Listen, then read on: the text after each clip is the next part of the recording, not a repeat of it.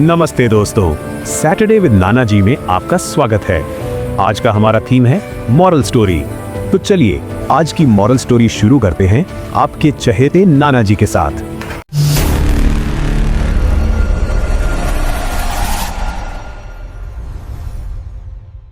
जय और रमेश गहरे मित्र थे। एक दिन वे जंगल के सुनसान और ऊबड़ खाबड़ रास्ते से होते हुए अपने गांव लौट रहे थे। जैसे ही वे कुछ दूर आगे बढ़े, उनकी नजर एक रोते हुए बच्चे पर पड़ी। रमेश ने सहानुभूति पूर्वक उससे पूछा, क्या हुआ बेटा, तुम इस तरह क्यों रो रहे हो? बच्चे ने सिसकते हुए जवाब दिया, मुझे वो आम चाहिए, लेकिन वो बहुत ऊपर है।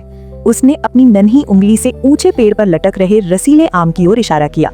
रमेश तुरंत बोला, अरे इसमें कौन सी बड़ी बात है, मैं अभी तोड़ कर देता हूँ। ये कहकर उसने जमीन से एक पत्थर उठाया और निशाना साधकर आम तोड़ने की कोशिश करने लगा। जय ने उसे टोकते हुए कहा, अरे रमेश संभल कर, पत्थर किसी को लग सकता है। रमेश ने पलटकर कहा, अरे जय, तुम्हें इस बेचारे बच्चे पर दया नहीं आ रही? ये कब से रो रहा है, तुम भी मेरी मदद करो ना। जय ने क्षण भर सोचा, फिर मित्र की बात मानकर वो भी पत्थर फेंकने में जुट गया। एक दो आम नीचे गिरे, जिसे देखकर बच्चा खुशी से उछल पड़ा, लेकिन तभी अनर्थ हो गया। जय द्वारा फेंका गया एक पत्थर टहनी से टकराकर दिशा भटक गया और पास स्थित एक झोंपड़ी में जा गिरा। तभी भीतर से किसी स्त्री के चीखने की दर्दनाक आवाज आई। दोनों की होश उड़ गए, क्योंकि पत्थर किसी को लग चुका था। रमेश घबराकर बोला, जय, हमें यहाँ से तुरंत निकलना चाहिए। लेकिन जय ने दृढ़ता से कहा, नहीं यार, पत्थर जिसे भी लगा है वो तकलीफ में होगा, हमें उनकी मदद करनी चाहिए।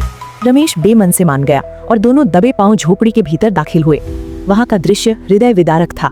एक साधु अपनी घायल पत्नी के पास बैठा था। पत्थर सीधा उस स्त्री के माथे पर लगा था, जिससे वो अचेत हो गई थी। साधु ने क्रोधित नेत्रों से उन दोनों की ओर देखा और गर्जना की, किसने किया ये दुस्साहस? जय ने कांपते हुए हाथ जोड़े, महाराज, हम एक बच्चे की आम तोड़ने में मदद कर रहे थे, तभी दुर्भाग्यवश एक पत्थर आपकी झोपड़ी में आ गिरा। हमने ये जानबूझकर नहीं किया। साधु का क्रोध अभी भी शांत नहीं हुआ था। रमेश ने दबी आवाज में सफाई दी, हमने तो बस उस बच्चे की भलाई करनी चाहिए थी। साधु ने उनकी बात सुनकर एक विचित्र श्राप दिया, जाओ, मैं तुम्हें श्राप देता हूँ कि जब भी तुम किसी का भला करोगे तुम्हारा बुरा होगा, और यदि तुम किसी का बुरा करोगे तो ही तुम्हारे साथ भला होगा। दोनों मित्र अत्यंत भयभीत हो गए और वहां से भागकर अपने अपने गांव लौट आए। लेकिन एक सवाल अभी भी उनके मन में गूंज रहा था, साधु का वो वचन आखिर श्राप था या वरदान? आखिर उन दोनों का आगे क्या होगा? उस घटना को बीते अभी 2-3 दिन ही हुए थे। शाम का वक्त था और जय मंदिर की ओर जा रहा था। रास्ते में उसने देखा कि एक कुत्ता कंटीली बाड़ में बुरी तरह फंसा हुआ है और दर्द से कराह रहा है। जय का कोमल हृदय पिघल गया। वो तुरंत बढ़ा और बड़ी सावधानी से कुत्ते को बाड़ से निकालने लगा। लेकिन जैसे ही कुत्ता आजाद हुआ, उसने घबराहट में जय को ही काट लिया। जय दर्द से बिलबिला उठा। तभी उसके दिमाग में साधु का वो श्राप बिजली की तरह कौंध गया, जब तुम किसी का भला करोगे तो तुम्हारे साथ बुरा होगा। उसे समझ आ गया कि ये उसी श्राप का परिणाम है। अगले दिन जय ने सड़क किनारे एक बच्चे को रोते हुए देखा। अपनी पीड़ा भूलकर वो फिर बच्चे के पास गया और पूछा, क्या हुआ बेटा? बच्चे ने बताया कि वो घर का रास्ता भूल गया है। अभी जय उसे समझाने की कोशिश कर ही रहा था कि भीड़ में से कुछ लोग चिल्लाए, यही है वो, ये इस बच्चे को अगवा करने की कोशिश कर रहा था। इससे पहले कि जय कुछ सफाई देता, भीड़ उस पर टूट पड़ी। एक आदमी ने बच्चे को गोद में ले लिया और बाकी लोग जय को पीटने लगे। जय चीखता रहा, अपनी बेगुनाही की दुहाई देता रहा, लेकिन श्राप के प्रभाव में किसी ने उसकी एक न सुनी। वो अपमानित और घायल होकर वहां से किसी तरह निकला। दूसरी ओर रमेश अपने गाँव में एक लड़के की साइकिल की चेन ठीक करने गया। जैसे ही उसने मदद के लिए हाथ बढ़ाया, उसका हाथ चेन और गियर के बीच आ गया, जिससे उसे गहरी चोट लगी। रमेश दर्द से लाल हो गया और तुरंत समझ गया कि ये भलाई करने का नतीजा है। अगले दिन रमेश ने सोचा, साधु ने ये भी तो कहा था कि अगर मैं बुरा करूंगा तो मेरा भला होगा। इसे आजमाने के लिए रमेश ने राह चलते एक व्यक्ति के पैर में अपनी टांग अड़ा दी। वो व्यक्ति धड़ाम से गिर पड़ा और हड़बड़ी में आगे बढ़ गया, लेकिन उसका बटुआ वहीं गिर गया। रमेश ने बटुआ उठाया तो उसमें काफी पैसे थे। उसकी आंखों में चमक आ गई। उसका लालच बढ़ा। कुछ दूर आगे उसने देखा कि एक अमीर आदमी चाय पी रहा है। रमेश ने जानबूझकर उसे धक्का दिया और गर्म चाय उस आदमी के कपड़ों पर गिरा दी। आदमी जलने के कारण अपना हाथ धोने नल की तरफ भागा। मौका देखकर रमेश ने उसका बैग उठाया और चंपत हो गया। उस बैग में भी काफी धन था। रमेश अब समझ चुका था कि उसे इस श्राप का फायदा कैसे उठाना है। वो लगातार बुरे काम करता गया और दिन ब दिन अमीर और सुखी होता गया। वहीं जय लोगों की मदद करना नहीं छोड़ रहा था और बदले में उसे सिर्फ दर्द, अपमान और गरीबी मिल रही थी। कुछ समय बाद दोनों की मुलाकात हुई। रमेश अब महंगे कपड़े पहने हुए था और चेहरे पर अहंकार था, जबकि जय के कपड़े फटे पुराने थे और शरीर पर घावों के निशान थे। रमेश ने हंसते हुए कहा, तुम एकदम बेवकूफ हो जाए, श्राप में ये भी तो कहा था कि बुरा करने से अच्छा होगा। देखो मुझे और अपनी हालत देखो, तुम भी बुरे काम शुरू कर दो, सुखी हो जाओगे। जय ने दृढ़ता से कहा, चाहे मेरे साथ जो भी हो, मैं बुराई का साथ कभी नहीं दूंगा। रमेश ने उपहास किया। ठीक है, फिर तुम्हें तुम्हारा दुख मुबारक, और वो वहाँ से चला गया। एक दिन एक आदमी नदी में डूब रहा था। जय ने अपनी जान की परवाह न करते हुए रस्सी फेंकी और उसे बाहर खींचा, लेकिन वो आदमी असल में एक चोर था जो पुलिस से बचने के लिए नदी में कूदा था। बाहर आते ही वो अपना चोरी का बैग लेकर भाग गया। तभी पीछे से 3-4 लोग लाठियां लेकर आए और जय को पकड़ लिया। ये उस चोर का साथी है, इसी ने उसे भगाया है। लोगों ने जय को लाठियों से इतना मारा कि वो अधमरा हो गया। उसी वक्त रमेश वहां से गुजर रहा था। उसने देखा कि एक व्यक्ति साइकिल पर तेजी से जा रहा है। रमेश ने उसे गिराने की नियत से एक बड़ा पत्थर दे मारा। साइकिल सवार गिर पड़ा। तभी भीड़ वहां आ पहुंची और बोली, भाई साहब, आपका धन्यवाद। ये आदमी दयाल सेठ के घर चोरी करके भाग रहा था, आपने इसे रोक दिया।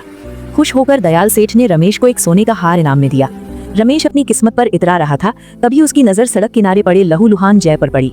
अपने बचपन के मित्र को मरणासन्न हालत में देख रमेश का दिल फिसल गया। जय को कंधे पर उठाया और जंगल के छोटे रास्ते से अस्पताल की ओर भागा। रास्ते में संयोगवश उन्हें वही साधु मिल गए। साधु ने उन्हें रोका और कहा, रुको, तुम वही दोनों हो ना जिसने उस दिन मेरी पत्नी को चोट पहुंचाई थी? जय ने कराहते हुए कहा, हाँ महाराज, मुझसे ही वो भूल हुई थी। माताजी अब कैसी हैं? अपनी जान पर बनाने के बावजूद जय की जुबान पर दूसरों की चिंता देख साधु द्रवित हो गए। उन्होंने पूछा, वो तो ठीक है, लेकिन तुम्हारी ये दशा कैसे हुई? जय ने धीमी आवाज में कहा, आपके ही श्राप के कारण महाराज। साधु अत्यंत ज्ञानी थे। वे क्षण भर में पूरी स्थिति समझ गए कि जय ने अच्छाई नहीं छोड़ी इसलिए दुख पाया और रमेश ने बुराई अपना ली इसलिए सुखी रहा। साधु ने गंभीर स्वर में कहा, ठीक है बच्चों, उस दिन मैंने क्रोधवश श्राप दे दिया था, लेकिन आज मैं अपना श्राप वापस लेता हूँ। ये सुनकर जय के चेहरे पर सुकून आ गया, लेकिन रमेश उदास हो गया। वो बोला, नहीं महाराज, मुझे श्राप से कोई आपत्ति नहीं है, मुझे ये श्राप रहने दीजिए। साधु ने मुस्कुराते हुए रमेश के सिर पर हाथ रखा। मैं जानता हूँ बेटा, लेकिन जाने अनजाने तुमने आज एक भला कार्य कर ही दिया, इसलिए वो श्राप अब तुम पर काम नहीं करेगा। रमेश चौंक गया। भला कार्य? मैंने तो कोई अच्छा काम नहीं किया। साधु ने जय की ओर इशारा किया। तुम अपने मित्र को तकलीफ में देख अपना लोभ त्याग कर उसे अस्पताल ले जा रहे हो। ये निस्वार्थ सेवा ही तो भलाई है। रमेश को अपनी गलती का एहसास हुआ। साधु ने आगे समझाया, बेटा, मुझे नहीं पता मेरे श्राप के कारण तुम दोनों ने क्या क्या सहा, लेकिन एक बात हमेशा याद रखना, किसी भी श्राप या वरदान से बड़ा कर्म का सिद्धांत होता है। जय ने पूछा, मतलब? साधु बोले, मतलब ये कि जो व्यक्ति जैसा कर्म करता है अंततः उसके साथ वैसा ही होता है। ये भगवान श्री कृष्ण का सिद्धांत है। इससे बड़ा कोई श्राप या वरदान नहीं है। क्षणिक लाभ के लिए बुराई का रास्ता अंत में विनाश ही लाता है। दोनों अभी भी पूरी तरह नहीं समझे थे, लेकिन साधु उनके चेहरे के भाव पड़ गए। वे हल्का मुस्कुराए और बोले, छोड़ो, ये सब समय के साथ समझ जाओगे। जाओ, अपना जीवन सही मार्ग पर जियो। उसके बाद तीनों अपने अपने रास्ते चल दिए। कहानी अभी समाप्त नहीं हुई थी। साधु के जाने के बाद जय जैसे ही आगे बढ़ा, उसकी नजर उसी कुत्ते पर पड़ी जिसने उसे कुछ दिन पहले काटा था। वो कुत्ता स्वभाव से हिंसक नहीं था, बल्कि उस दिन अपनी पीड़ा और डर के कारण उसने जय को काट लिया था। जय की निस्वार्थ सेवा ने जानवर का दिल जीत लिया था। कुत्ता पूंछ हिलाता हुआ जय के पास आया और उसके पैरों से लिपट गया। उन दोनों के बीच एक अनकहा प्रेम का रिश्ता बन गया और जय उस वफादार साथी को अपने साथ ले गया। कुछ दिनों बाद जय गांव के बाजार में घूम रहा था। अचानक उसे वही बच्चा अपनी माँ के साथ दिखाई दिया जिसे उसने रास्ता भटका हुआ पाया था। वो धनी परिवार की स्त्री जय के पास आई और हाथ जोड़कर क्षमा मांगने लगी। उसने रुंधे गले से कहा, भाई साहब, मुझे क्षमा कर दीजिए। उस दिन गलतफहमी में मैंने सोचा कि आप मेरे बच्चे का अपहरण कर रहे हैं, जबकि असल में आप उसकी मदद कर रहे थे। उस दिन बेकसूर होते हुए भी आपकी पिटाई हुई, इसका मुझे गहरा खेद है। मैं बीते कल को तो नहीं बदल सकती, लेकिन कृपया प्रायश्चित के रूप में ये धनराशि स्वीकार करें। अब जय के साथ सब कुछ अच्छा हो रहा था। उसके अच्छे कर्मों का फल जो कुछ समय के लिए रुका हुआ था, अब ब्याज सहित वापस मिल रहा था। दूसरी ओर रमेश के बुरे कर्म अब उसका पीछा कर रहे थे। एक दिन वो बाजार से गुजर रहा था कि उसे वही व्यक्ति मिल गया जिसका बटुआ उसने टांग अड़ाकर गिराया था। उस व्यक्ति ने रमेश को देखते ही दबोच लिया। दुकानदार ने मुझे बाद में सब बता दिया था कि तुमने ही जानबूझकर मुझे गिराया और मेरा बटुआ चुराया। वो व्यक्ति चिल्लाया और रमेश की जमकर धुनाई कर दी और अपने पैसे वापस छीन लिए। अपमानित होकर रमेश वहां से भागा और अनजाने में उसी चाय की टपरी के पास पहुंचा, लेकिन वहां तो और बड़ी मुसीबत उसका इंतजार कर रही थी।